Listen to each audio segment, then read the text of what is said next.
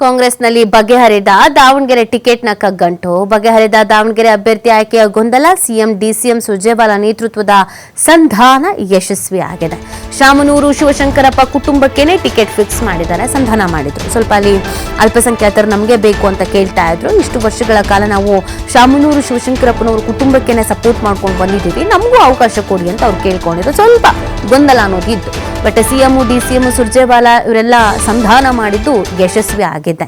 So ಇದೀಗ Shamanur ಶಿವಶಂಕರಪ್ಪನವರ ಕುಟುಂಬಕ್ಕೇನೆ ticket fix ಆಗಿರೋದು. ಸಮರ್ಥ ಶಾಮನೂರಿಗೆ B form ಅನ್ನು ನೀಡಿದೆ ಕಾಂಗ್ರೆಸ್. ಸುದೀರ್ಘವಾಗಿ ನಡೆದಂಥ ನಾಯಕರ ಸಂಧಾನ ಸಭೆ, ಸಿಎಂ ಡಿಸಿಎಂ ಸಚಿವರ ಜೊತೆಗೆ ಒಂದು ಸುದೀರ್ಘವಾಗಿ ಮಾತುಕತೆ ಎಲ್ಲ ಮಾಡಲಾಗಿತ್ತು. ಸಚಿವ ಎಸ್ ಮಲ್ಲಿಕಾರ್ಜುನ್, ಜಮೀರ್ ಅಹಮದ್ ಸೇರಿದಂತೆ ಹಲವು ನಾಯಕರು ಭಾಗಿಯಾಗಿದ್ರು ಈ ಸಭೆಯಲ್ಲಿ. ಎಲ್ಲರನ್ನೂ ಒಗ್ಗೂಡಿಸ್ಕೊಂಡು ಕರ್ಕೊಂಡು ಹೋಗ್ಬೇಕಾಗಿತ್ತು, ಎಲ್ಲರದ್ದು ಮನವೊಲಿಸಬೇಕಾಗಿತ್ತು. ಸೊ ಹಾಗಾಗಿ ಎಲ್ಲ ನಾಯಕರುಗಳು ಕೂತ್ಕೊಂಡು ಮಾತಾಡಿದ್ದಾರೆ.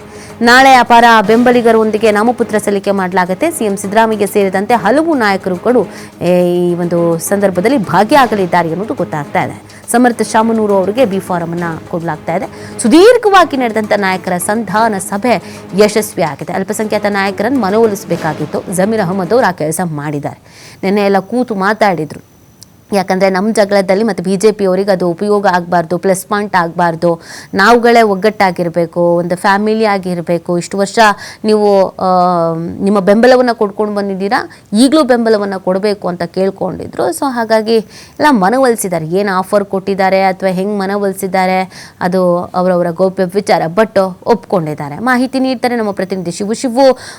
ದಾವಣಗೆರೆ ವಿಚಾರಕ್ಕೆ ಬರೋದಾದರೆ ಸ್ವಲ್ಪ ಗೊಂದಲ ಇದ್ದಿದ್ದು ಹೌದು. ಅದು ಕಾರಣ ಅಲ್ಪಸಂಖ್ಯಾತ ನಾಯಕರುಗಳು ಪಟ್ಟು ಹಿಡಿದಿದ್ದಂಥ ಕಾರಣಕ್ಕಾಗಿ. ಹೆಂಗೆ ಸಂಧಾನ ಸಕ್ಸಸ್ ಆಯಿತು ಅಂತ ದಾವಣಗೆರೆ ವಿಧಾನಸಭಾ ಕ್ಷೇತ್ರಕ್ಕೆ ಬೈ ಎಲೆಕ್ಷನ್ ಎದುರಾಗಿದ್ದು ಟಿಕೆಟ್ ಯಾರಿಗೆ ನೀಡಬೇಕು ಅನ್ನುವಂತಹ ಗೊಂದಲ ಇತ್ತು. ಶಾಮನೂರು ಕುಟುಂಬಕ್ಕೆ ಟಿಕೆಟ್ ನೀಡಬೇಕು ಅನ್ನುವಂತ ನಿರ್ಧಾರವನ್ನ ರಾಜ್ಯ ಕಾಂಗ್ರೆಸ್ ನಾಯಕರು ತೆಗೆದುಕೊಂಡಿದ್ರು. ಆದ್ರೆ ಅಲ್ಪಸಂಖ್ಯಾತ ಸಮುದಾಯ ನಮ್ಮ ಸಮುದಾಯಕ್ಕೆ ಟಿಕೆಟ್ ನೀಡಬೇಕು ಅಂತೇಳಿ ಪ್ರಬಲವಾಗಿ ವಾದವನ್ನ ಮಂಡಿಸಿತ್ತು. ಪದೇ ಪದೇ ನಿರಂತರವಾಗಿ 6-7 ಸಭೆಗಳನ್ನ ನಡೆಸಲಾಯಿತು. ಆದ್ರೂ ಕೂಡ ಅಲ್ಪಸಂಖ್ಯಾತ ಸಮುದಾಯ ಬಗ್ಗಿರ್ಲಿಲ್ಲ. ನಮ್ಮ 85,000 ಮತಗಳು ನಮ್ಮದಿದೆ, ಹಾಗಾಗಿ ನಮ್ಮ ಸಮುದಾಯಕ್ಕೆ ಅವಕಾಶವನ್ನ ಮಾಡಿಕೊಡ್ಬೇಕು. ಹಿಂದೆ ಶಾಮನೂರು ಶಿವಶಂಕರಪ್ಪ ಅವರು ಕೂಡ ಮುಂದೆ ಅಲ್ಪಸಂಖ್ಯಾತರಿಗೆ ಟಿಕೆಟ್ ಅನ್ನ ಬಿಟ್ಕೊಡ್ತೇನೆ ಅಂತೇಳಿ ಹೇಳಿದ್ರು. ಹಾಗಾಗಿ ನಮ್ಗೆ ಕೊಡ್ಲೇಬೇಕು ಅನ್ನುವಂತ ಡಿಮ್ಯಾಂಡ್ ಅನ್ನ ಇಟ್ಟಿದ್ರು. ಜಮೀರು ಒಂದ್ ಹೆಜ್ಜೆ ಮುಂದೆ ಹೋಗಿ ಸಂಪೂರ್ಣವಾದಂತ ಖರ್ಚು ವೆಚ್ಚಗಳನ್ನ ನಾನೇ ಬರುತ್ತೇನೆ, ಅಭ್ಯರ್ಥಿಯನ್ನ ನಾನೇ ಗೆಲ್ಲಿಸ್ಕೊಂಡು ಬರ್ತೇನೆ, ಹಾಗಾಗಿ ನಮ್ಮ ಸಮುದಾಯಕ್ಕೆ ಕೊಡ್ಬೇಕು ಅನ್ನುವಂತ ಪಟ್ಟನ್ನ ಹಿಡಿದಿದ್ರು. ಪದೇ ಪದೇ ಸಭೆಗಳನ್ನ ಮಾಡಿದ್ರು ಕೂಡ ಅವರು ಒಪ್ಪಿರ್ಲಿಲ್ಲ ಸಮರ್ಥಗೆ ಟಿಕೆಟ್ ಕೊಡುವ ಬಗ್ಗೆ.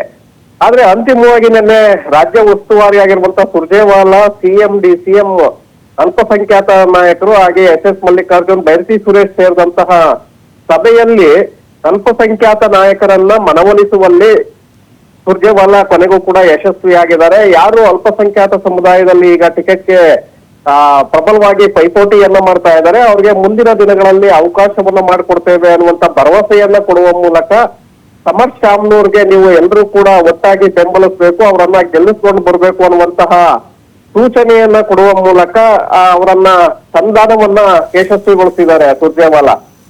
ಇದೀಗ ಜಮೀರ್ ಹಾಗೆ ಅಲ್ಪಸಂಖ್ಯಾತ ಸಮುದಾಯದ ನಾಯಕರು ಕೂಡ ಅದಕ್ಕೆ ಒಪ್ಪಿಗೆಯನ್ನ ಕೊಟ್ಟಿದ್ದಾರೆ. ಇವತ್ತು ಎಸ್ ಮಲ್ಲಿಕಾರ್ಜುನ್ ಅವರು ಕೂಡ ಬೆಂಗಳೂರಿನಲ್ಲೇ ಇದ್ದಾರೆ. ಇನ್ನೇನು ಕೆಲವೇ ಕ್ಷಣಗಳಲ್ಲಿ ಅವರು KPCC ಕಚೇರಿಗೆ ಭೇಟಿಯನ್ನ ಕೊಟ್ಟು ಅಲ್ಲಿ ಬಿ ಫಾರಂ ಅನ್ನ ಪಡೆದು ಅವರು ದಾವಣಗೆರೆಗೆ ತೆರಳಿದ್ದಾರೆ ಅನ್ನುವಂತ ಮಾಹಿತಿಗಳು ಕೂಡ ಇದೆ. ಹಾಗಾಗಿ ದಾವಣಗೆರೆಯ ಕಗ್ಗಂಟು ಏನಿತ್ತು, ಟಿಕೆಟ್ ಹಂಚಿಕೆಯ ಕಗ್ಗಂಟು, ಅದು ಕೊನೆಗೂ ಕೂಡ ಅದನ್ನ ಶಮನ ಮಾಡುವಂತ ಪ್ರಯತ್ನವನ್ನ ಸುರ್ಜೇವಾಲಾ ಯಶಸ್ವಿಯಾಗಿ ಮಾಡಿದ್ದಾರೆ. ಸಮರ್ಥ ಶಾಮನೂರು ಅವರಿಗೆ ಟಿಕೆಟ್ ಅಧಿಕೃತವಾಗಿ ಕೊಡುವ ಬಗ್ಗೆ ಈಗ ನಿರ್ಧಾರ ಕೂಡ ಹೊರಬಿದ್ದಿದೆ. ಇನ್ನೇನು ಬಹುತೇಕವಾಗಿ ಮಧ್ಯಾಹ್ನದ ಒಳಗಡೆ ಬಾಗಲಕೋಟೆ ಮತ್ತೆ ದಾವಣಗೆರೆ 2 ಕ್ಷೇತ್ರಗಳ ಅಭ್ಯರ್ಥಿಗಳ ಹೆಸರು ಅಧಿಕೃತವಾಗಿ AICC ಇಂದಲೇ ಪ್ರಕಟವಾಗಲಿದೆ. ನಾಳೆ ಇಬ್ಬರು ಕೂಡ ನಾಮಪತ್ರವನ್ನ ಸಲ್ಲಿಕೆ ಮಾಡಲಿದ್ದಾರೆ. ನೀತಿ. ಓಕೆ, ಥ್ಯಾಂಕ್ ಯು ಶಿವ, ತಮ್ಮ ಡೀಟೇಲ್ಸ್ಗೆ.